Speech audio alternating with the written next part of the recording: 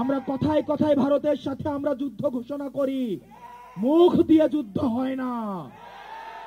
প্রিয় গাজীপুরবাসী তরুণ প্রজন্ম, আমাদের আত্মরক্ষার জন্য আমাদের যুদ্ধের প্রয়োজন নাই, আমরা শান্তি চাই, কিন্তু আমাদের আত্মরক্ষার জন্য আমাদের আধুনিক অস্ত্র প্রয়োজন রয়েছে। আমাদের জেট বিমানের প্রয়োজন রয়েছে, আমার আধুনিক সাবমেরিনের দরকার রয়েছে, আমাদের অতি দ্রুত আয়রন ডোমের দরকার রয়েছে। সেজন্য আমাদের আধুনিক এই প্রতিরক্ষা ব্যবস্থা ঢেলে সাজাতে হবে।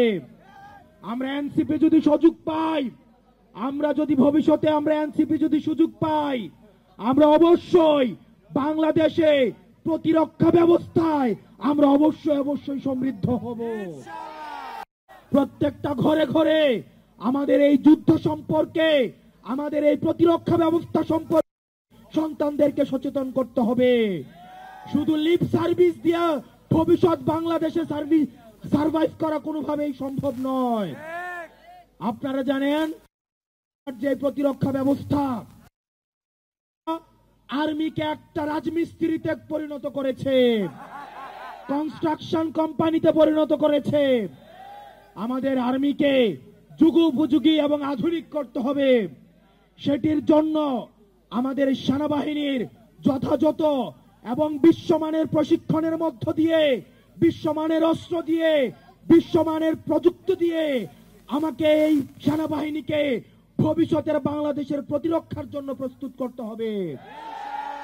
প্রিয় গাজীপুরবাসী, আমরা এখানে অনেক পুলিশ রয়েছে, আমাদের পুলিশে কর্মরত আমাদের অনেক ভাই রয়েছে, কিন্তু পুলিশের নিচের শ্রেণীর যদি দিকে তাকান, পুলিশে বিভাজন রয়েছে।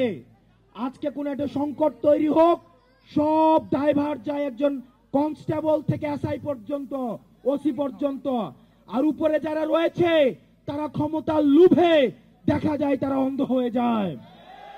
সেজন্য আমাদের পুলিশ সংস্কার কমিশন আমাদের অতি দ্রুত বাস্তবায়ন করতে হবে।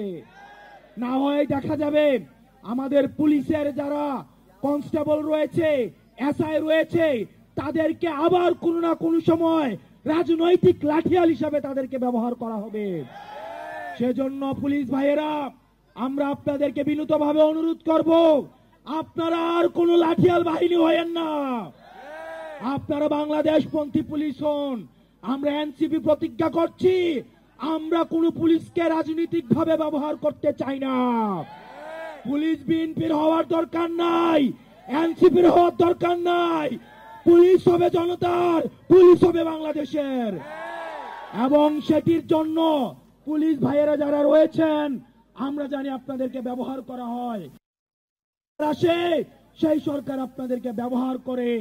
আর কিছু ধান্দাবাজ উপরের দিকের অফিসার রয়েছে, তারা আমাদের পুলিশ ভাইদেরকে তারা লাঠিয়াল হিসেবে ব্যবহার করে। অতি দ্রুত পুলিশ সংস্কার কমিশন বাস্তবায়নের মধ্য দিয়ে আমাদের পুলিশকে অবশ্যই অরাজনৈতিক ভাবে তাদেরকে ফাংশন করার সুযোগ দিতে হবে।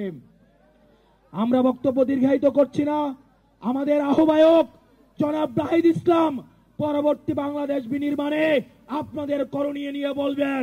জনাব নাহিদ ইসলাম আমাদের যেই দিক নির্দেশনা দিবেন, আমরা সেই দিক নির্দেশনা বাস্তবায়নে প্রয়োজনে যদি নিজের জীবন দিতে হয়, সেটির জন্য আমাদের রাজপথে নেমে আসতে হবে।